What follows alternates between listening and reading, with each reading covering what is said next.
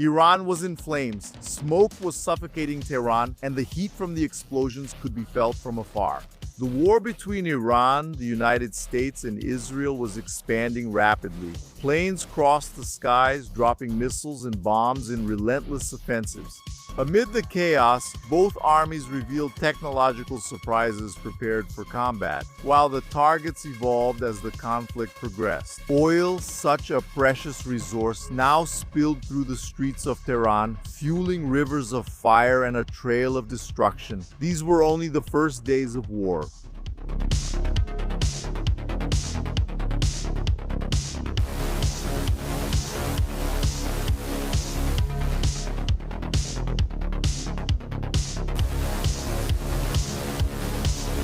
The world woke up different on February 28, 2026, when American and Israeli missiles flew low, crossing sea and land to hit strategic points in Iran. It was the attack long announced by Donald Trump. He had promised to govern without getting involved in wars like his predecessors, but he was already plunged into conflicts.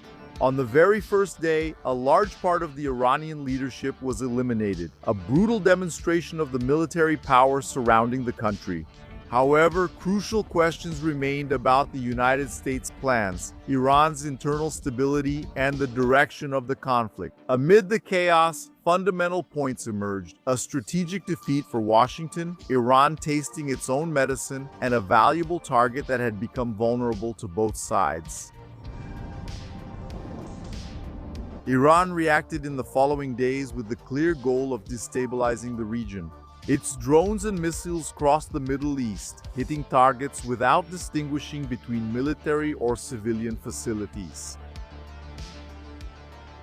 According to information from Oman, the first oil tanker was attacked in the Strait of Hormuz. The thick smoke rising from the burning vessel was a sign that the route was under crossfire. In a few days, the strait was practically closed. Iran threatened to destroy any ship that tried to cross, raising the tension to the limit. With several commercial ships and oil tankers hit, the risk became unsustainable. More than 150 vessels were stranded nearby out of fear of further attacks, and maritime traffic in the area plummeted by 80%, sealing the unprecedented logistical blockade. The war was escalating, and its effects were already suffocating the global economy, with profound impacts on energy, food, and logistics markets. The closure of the Strait of Hormuz, through which about 20% of the world's oil flows, caused the price of a barrel to soar by more than 30%, putting pressure on energy inflation. While investors sought refuge in gold, which reached historic highs, the crisis also hit the agricultural sector. Hormuz is a vital artery for fertilizers, accounting for the flow of 35% of global urea and 45% of sulfur exports. Simultaneously, the disruption of liquefied natural gas from Qatar reduced the gas supply to India and Europe, compromising industrial fertilizer production. With expensive energy, escalating freight costs, and militarized routes in the Persian Gulf, production costs soared, fueling the specter of global inflation and prolonged disruptions in international trade, and the scenario indicated that everything could still get worse.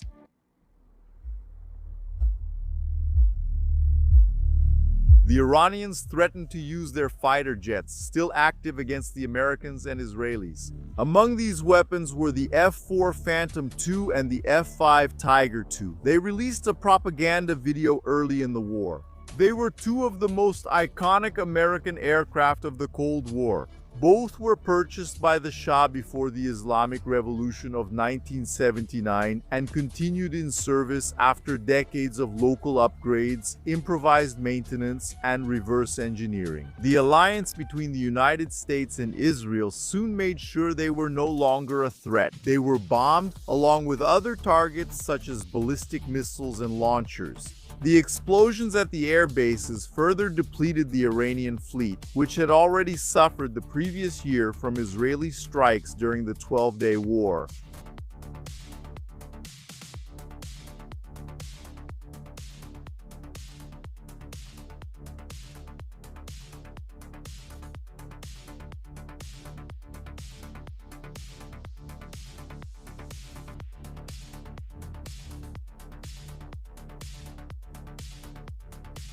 In the midst of this, the Israelis released a video that showed one of Iran's simple and inexpensive strategies was working. A helicopter painted on the ground was targeted by enemy missiles. Air warfare was one of the pillars of the alliance's strength against Iran. The Iranians even tried to use the same tactics, such as sending two E-524s to bomb American bases in Qatar.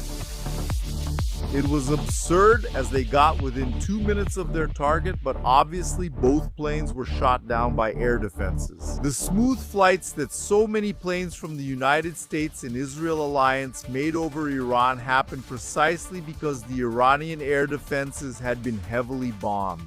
Dozens of these defenses were mapped out for months before everything started. The coalition destroyed more than 200 Iranian air defense systems in the first days of the war. And that wasn't all. The American missiles flew low, passing through Iran. They hit several radars, including Chinese-made anti-stealth surveillance radars used to monitor the airspace. Theoretically, they should be able to detect the F-35S and the bombers. The technology failed in Venezuela and now it was failing in Iran, apparently after different strategies were used to neutralize it. The United States even declared that they had total air superiority over Iranian airspace. Israel even released the first video of an F-35 destroying a manned aircraft, a Yak-130. This was a simple plane, but the important thing about the video was the propaganda to show the freedom with which they flew over Iran. In the name of God, the most gracious, the most merciful, God is great, God is great, God is great. Spernidonia, a fighter jet. But of course, there was too much propaganda. This became clear when the Israelis released a video of a pilot using all his skill to evade an Iranian missile.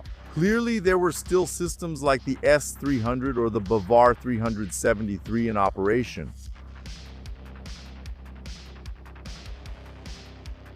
Shortly after, videos appeared claiming that the Iranians had shot down an American F-15. The news spread to the point where supposed videos appeared of Iranian children searching for the pilot at night. The Secretary of the United States Department of War later stated that it was false. They denied that, but not the fact that their own allies had shot down an F-15.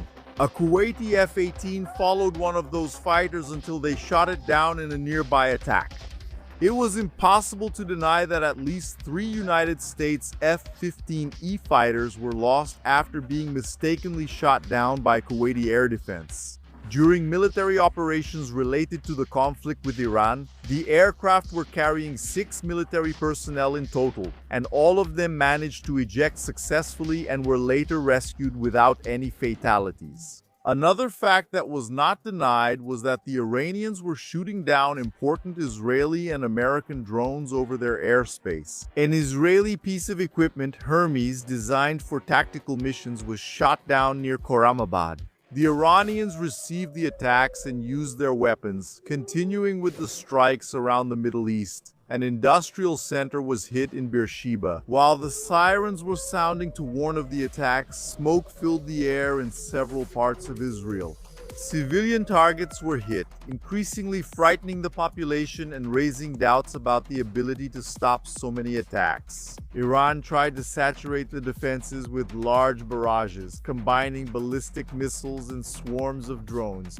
Among them was the Khorramshahr-4 with a warhead of almost 2 tons and a range of up to 2,000 kilometers.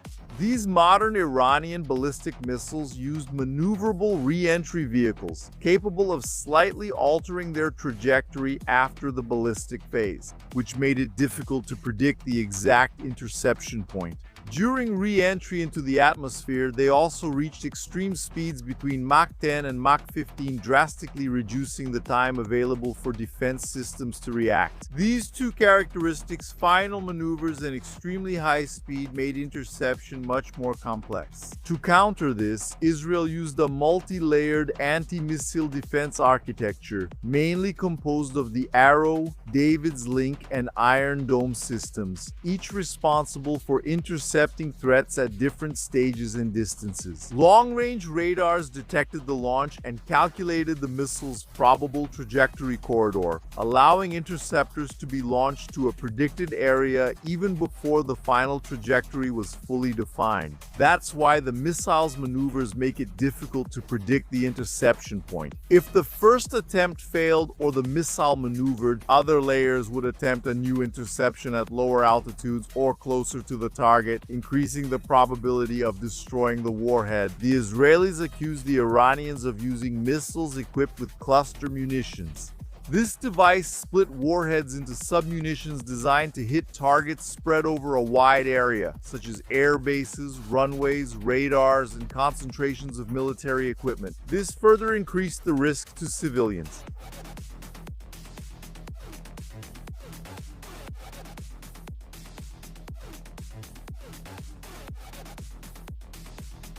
Iranian drones flew across the Middle East, also launched by forces that Tehran funded in countries like Iraq. The swarm of drones was a useful tool to saturate enemy air defenses and force planes into costly flights to shoot down much cheaper equipment. To make matters worse, some of these drones were just decoys. The problem was that when they hit the target, the real cost became apparent, like in the case of some of the extremely expensive American radars that suffered explosive dives from Tehran drones. A drone flew over Mount Qurak, passing through the defenses until it hit an American spy radar in Erbil, Iraq. For the United States, each ANFPS 132 or Army-Navy Transportable Phased Array Radar, 2 radar lost or severely damaged means years are needed for replacement, in addition to involving complex logistics and significant political coordination for its deployment. Buildings in Dubai were hit, frightening the elite, who usually see the impact of war only through stock market numbers and investments. Even Dubai Airport received a visit from Tehran. Another civilian target was hit in Kuwait. During the same period, planes from neighboring countries flew day and night, hunting these demons in the air. The Shahed was light and small compared to other military aircraft. It traveled slowly, and it was easy for a plane to shoot them down. But the work, the expenses, and the readiness came at a high cost for the Air Force of those participating in the interceptions. The Iranians had invented an impressive weapon which they exported to Russia and was used abundantly in Ukraine. So much so that the Ukrainian president offered help to teach the United States how to intercept them. The Americans might not have known how to deal with the problem, but they had learned how to create a similar problem. The United States copied the Shahed, creating its own version of a disposable low-cost attack drone called Shahed, made of plywood and designed to operate with a certain level of autonomy, to act in coordination with other drones, and to be launched from multiple platforms. These drones joined missiles and bombs. They copied a low-cost Shahed drone, making a disposable, inexpensive drone. The United States copied the Shahed, creating their own low-cost version called a disposable attack drone. The United States copied the disposable Shahed, creating their own low-cost drone. The United States copied it and created their own. The stockpile of Iranian missiles is immense. Tehran launched more than 500 ballistic missiles and more than 2,000 drones against military installations and civilian airports throughout the region, including targets in Bahrain, Jordan, Kuwait, Qatar, Saudi Arabia, United Arab Emirates, Iraq, Turkey, and Israel. Despite extensive air defense efforts conducted by the United States and its partners, Iranian missiles and drones managed to hit several locations in the Middle East, including American military bases. The Iranian retaliation had caused the deaths of 6 military personnel in the United States and left at least 18 wounded. The Iranians boasted of having killed more than 500. That number of attacks was high, but it dropped drastically. The stockpile was large, but there was a problem launching those missiles. The number of launchers destroyed was so high that the number of shots fired dropped by 70%. According to some sources, there were reports of platforms being abandoned right after launch so that the soldiers wouldn't die from the counterattack that would follow. Many of these men were torn apart when the bombs hit their positions. The launches were found everywhere, even hidden in civilian areas. But that was far from meaning that Iran was powerless.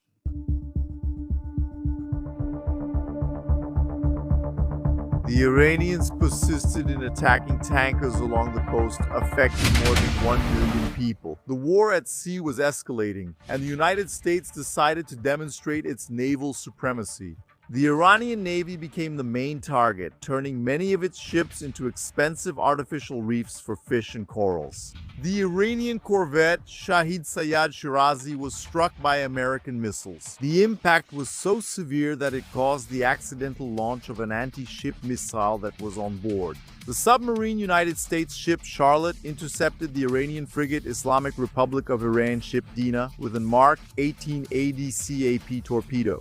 The explosion was devastating. The force of the impact threw the ship's stern dozens of meters into the air before shattering it, leaving 108 crew members dead. The proposal? 32 sailors survived, rescued by the Sri Lankan Navy, which also recovered 87 ports.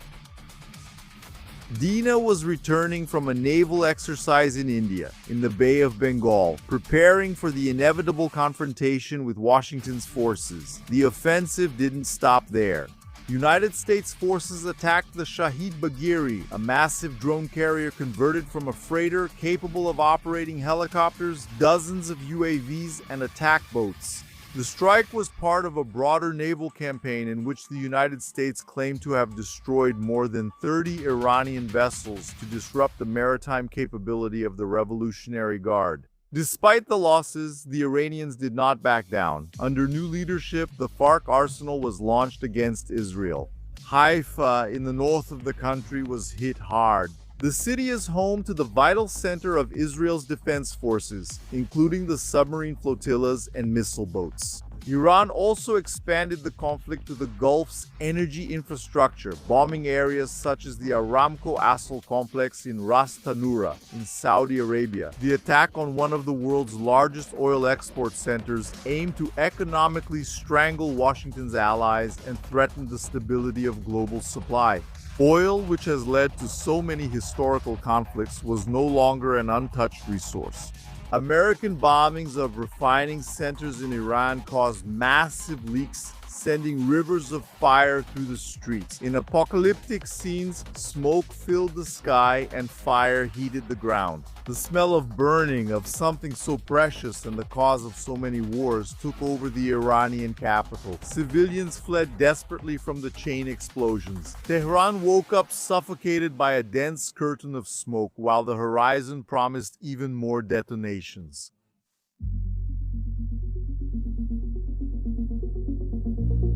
So far, a few points had been confirmed. The death of figures like Ali Khamenei was a milestone in the war, especially because it happened so suddenly. Ayatollah felt safe in Tehran until the explosions paved the way to find him along with his daughter, son-in-law, grandson, and daughter-in-law. 3 decades of power came to an end on the first day of combat, representing an existential blow to the Velayat-e Khamenei system.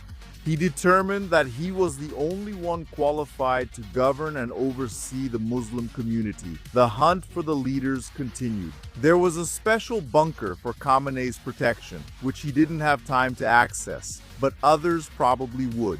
More than 50 fighter jets took off from bases and aircraft carriers, and after the first strikes against Iranian defenses, launched more than 100 bunker-busting munitions. The successive explosions shattered the hideout. If there was anyone of high importance at the site, they were buried by fire and rubble. Around March 6, the operation achieved near total air dominance and began using even more sophisticated weaponry. B-2 Spirit bombers were deployed to strike critical and fortified facilities that were inaccessible to conventional attacks. Monday,